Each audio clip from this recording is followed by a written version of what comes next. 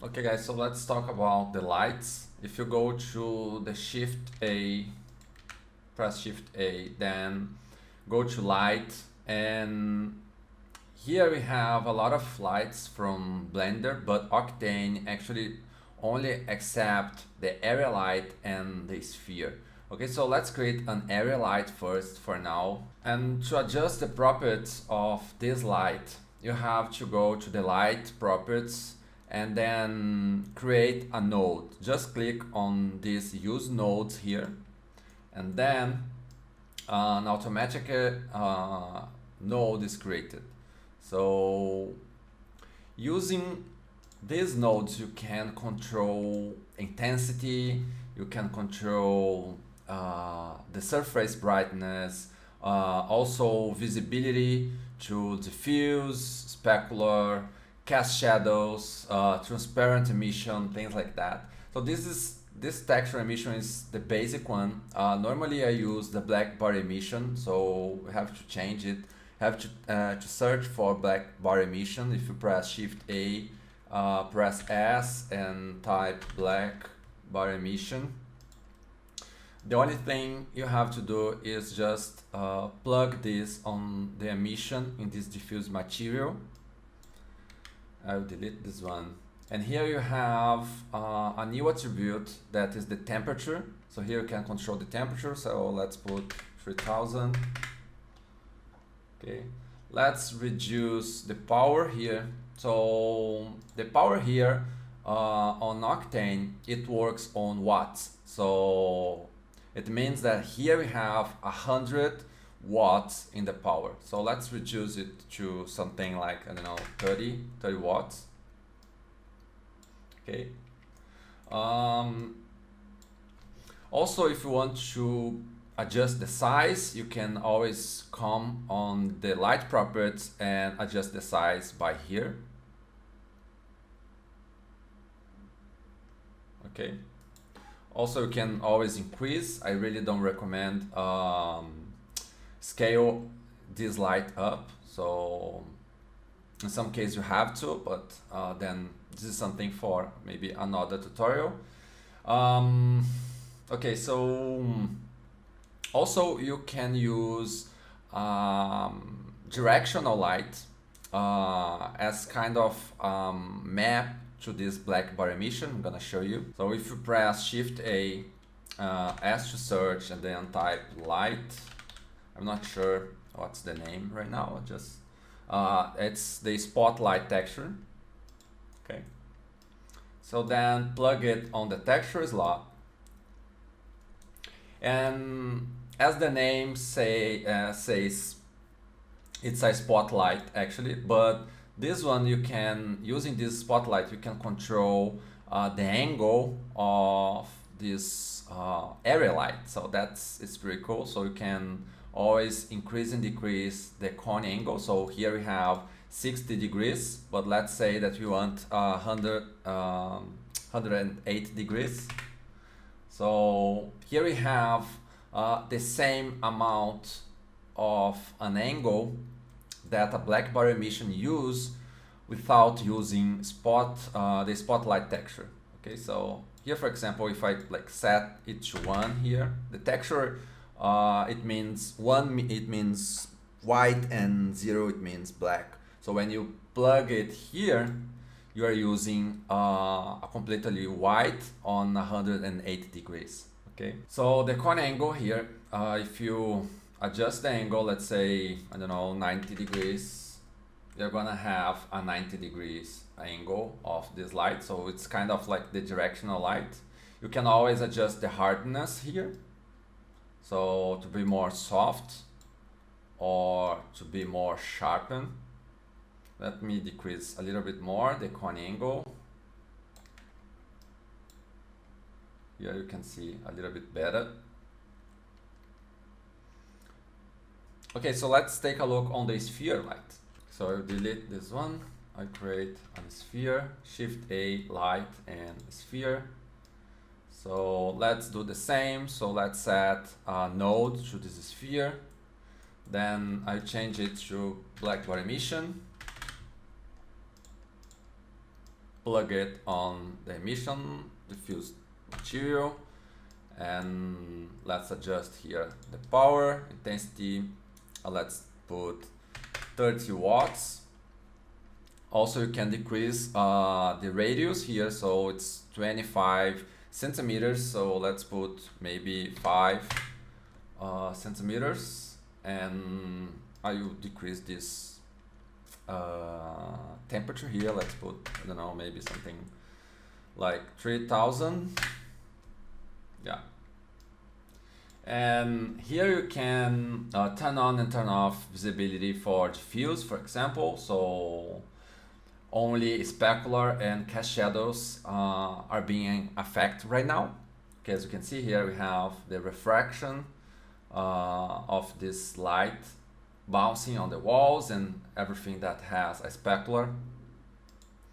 Also, you can turn off specular, so you can see that specular bounces that we had on the walls and the chair disappear. If you turn it on again, you can see these beautiful reflections here. Also, you can turn off cast shadows, so we don't have like shadows anymore, as you can see on the armchair over here. Okay, so it's pretty cool. Also, you can set transparency to this object, to this light.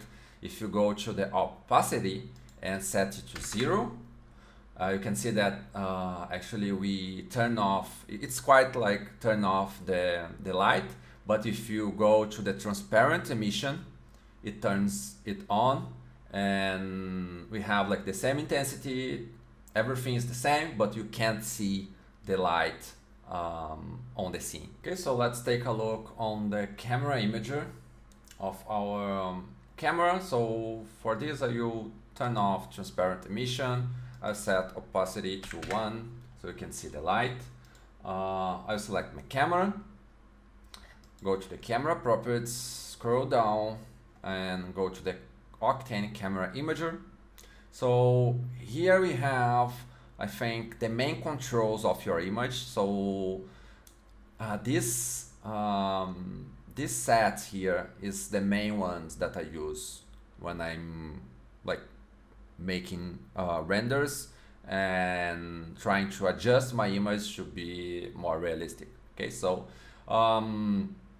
I'm gonna start from the response type here. I always set it to sRGB. For me, it's that is the one that has the linear workflow more accurate. So I set sRGB here, and also I set sRGB on the render properties, color management, display device sRGB.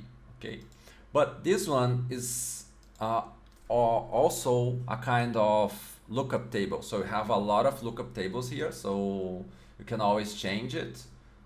Okay, so if you press Ctrl and scroll down over the response type, you can change it by just scrolling down. Okay, so you can always try like new lookup tables, but actually I'm already using a lookup table down here. So as you can see here, if I decrease this lookup table, now will be, I think, more accurate this response type over here. Okay, so now if I change the lookup tables here, I can see the real result. Okay. Okay, so I will set it to sRGB. You can always import your own lookup tables, okay, and have to set it to 1 to have it in its full control. Okay. So I have here the exposure. That's really important. We have the white balance, so we can always adjust the white balance of your scene here. Okay. Also, we have the gamma. You can control gamma here. We have the vignette, so you can give a vignette to the image. I really don't use it very much, so I prefer to use vignette on the post-production on Photoshop. So I always set it to 0, but feel free to use it. Saturation, this is something that sometimes I use. Actually, I use it very often. I really don't use saturation always set to 1, so 0.9 sometimes, or a little bit less. White saturation, have hot pixel removal, so it's really good. You can see here we have a lot of hot pixels, so if you decrease this, decrease this number to something like, I don't know, 0, you can see that these hot pixels start disappearing. So, but also you lose sharpness of your image. So be careful. Don't go like maybe less than 0.6, something like that. That's, for me, it's my limit. So that's more than enough. Also, you can control highlights here, so you can reduce highlight or increase highlights using this highlight compression. Okay, so that's the basic.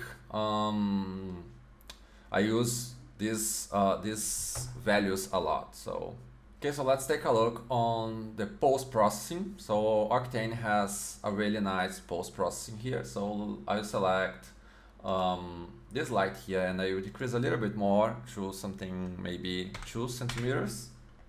Okay, and I'll go back to the camera properties and I will activate the post-processing here. So you can see now we have a really nice glow around this this light. So we can always increase bloom power, increasing the bloom power here. So we can see that this glow around the light becomes stronger. You can always decrease it. Also, you can actually put a glare on this light. So let's increase the glare.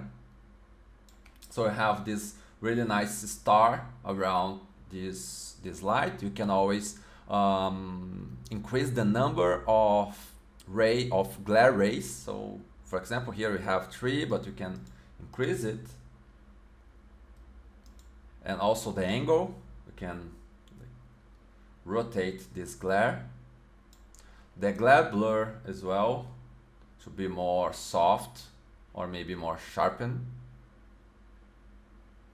Okay, so it's these few parameters here, they are very important. I really use it a lot on my image, so it's definitely something that will improve your image and make it more realistic. Okay, so let's take a look on the denoiser.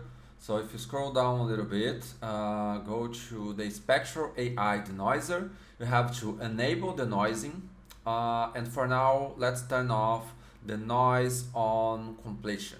Okay, so then I will decrease a little bit the samples we have on the preview render. So here I put 20, and then go to this view layer properties, and let's change the preview path to denoiser beauty.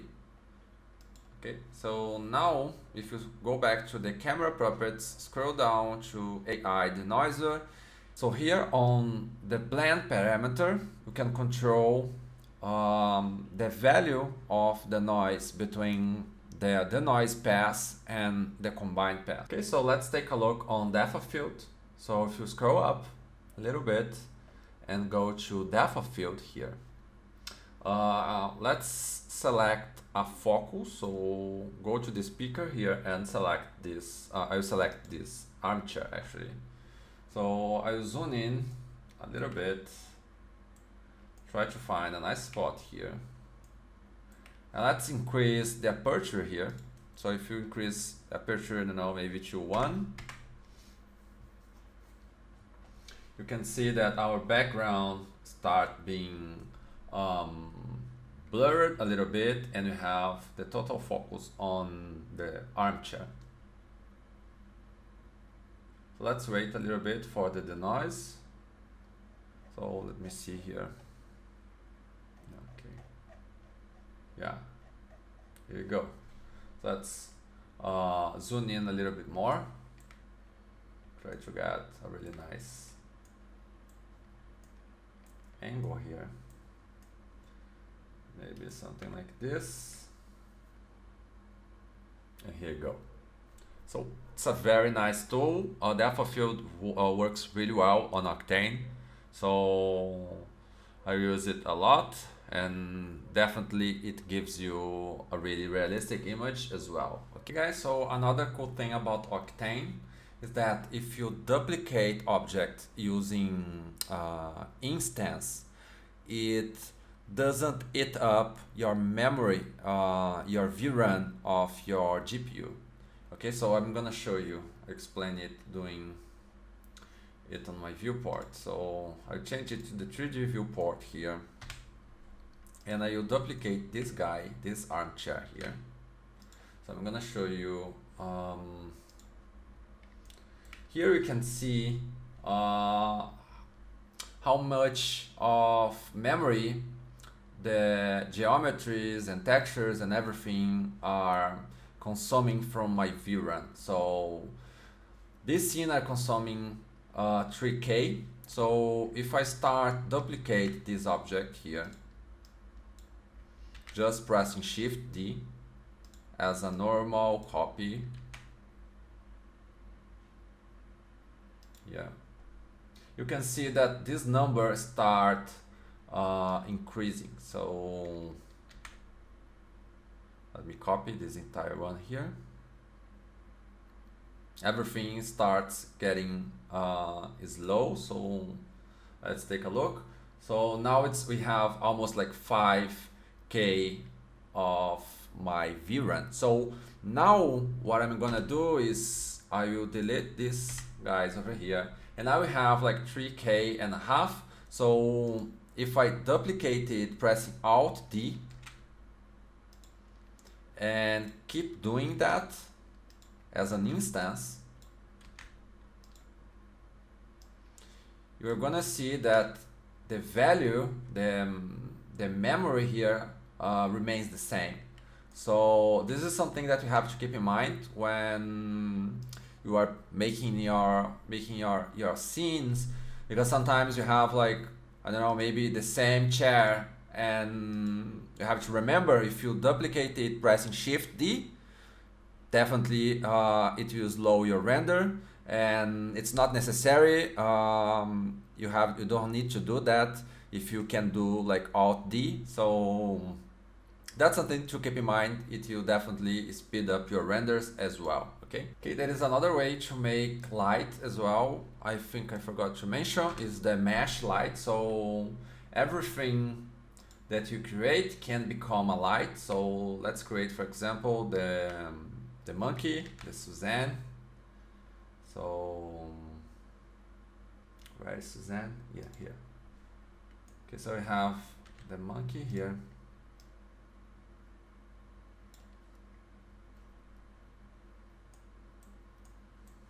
Let me turn off depth of field. So select your camera and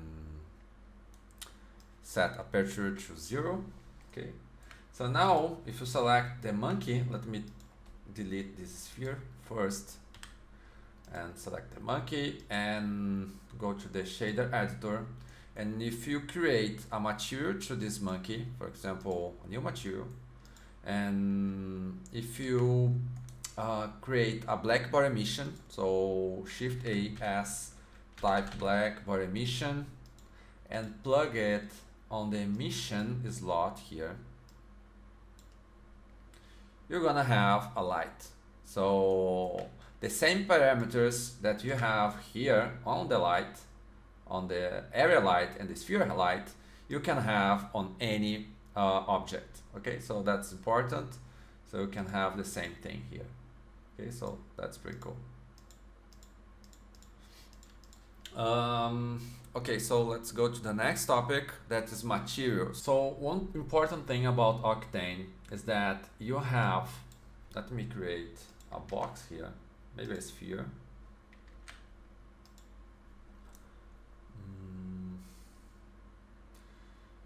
Sphere.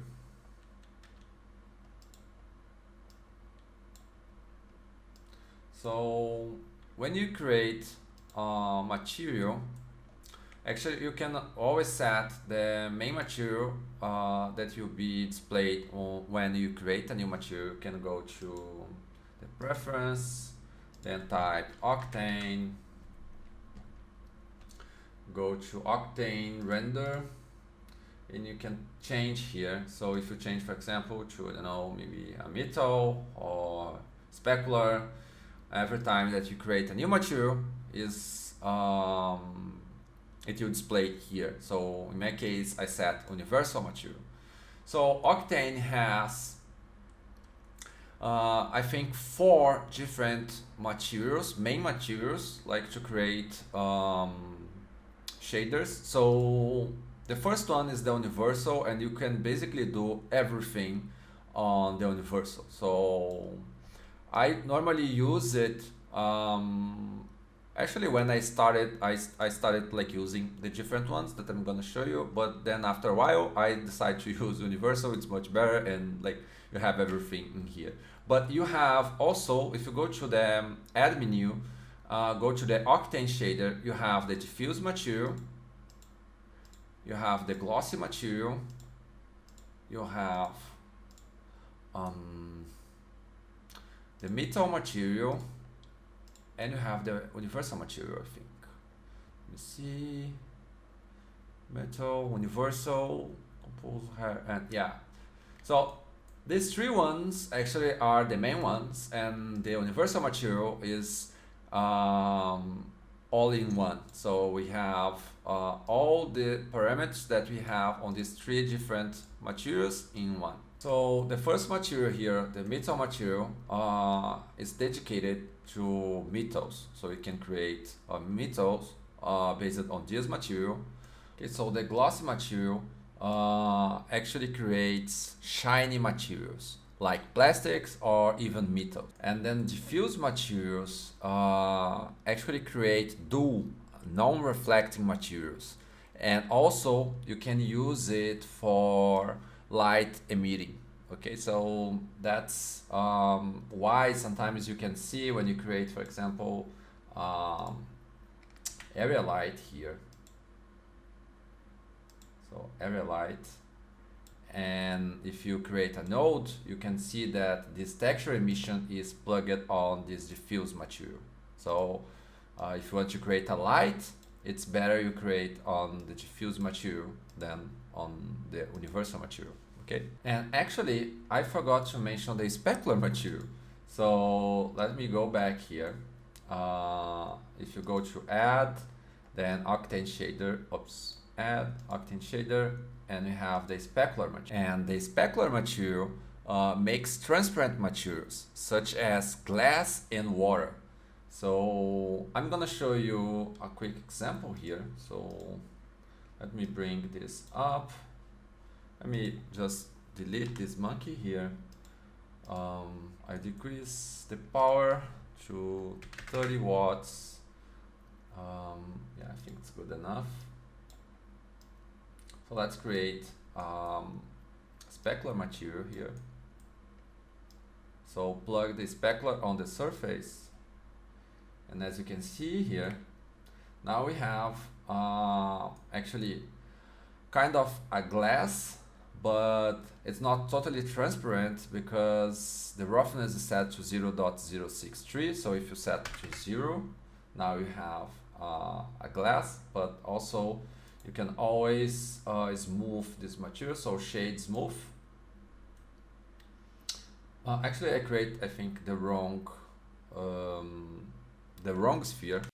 So let's create the right sphere. So Shift A, go to Mesh, and I think the right sphere is the quad sphere here. Yeah, I think it's the quad sphere. Yeah, so let's create a material and then use the specular material. So set it here and set roughness to 0. So oops, 0, and here you go.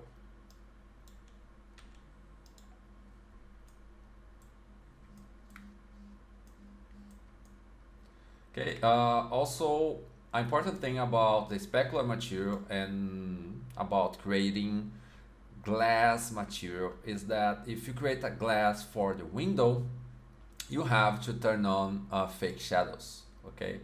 Otherwise, the shadows that comes from outside, they can pass through the material. So I'm gonna actually delete these two guys over here, and I'm gonna create a glass on the window, and I'm gonna show you what happened when we don't activate it. I'm gonna create a glass on this window here. So, oops, let's create a cube here, and I set it in the middle of this window. Okay, perfect. Let's turn on the render, and I create a material, specular. I place it here. I set roughness to 0. Oops, 0, 0 here. And now, if I turn on fake shadows, you can see that we can have the shadows coming from the outside, so based on the light on outside. So if you turn off, you can't have these shadows here. So let me increase a little bit more exposure here so you can see it better.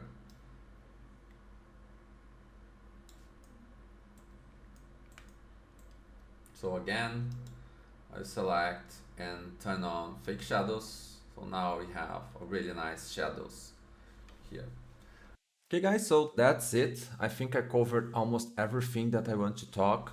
Definitely I didn't explain everything because Octane is very complex, but this is, as I said, is a beginner guide. So I think you have almost everything to start making your renders.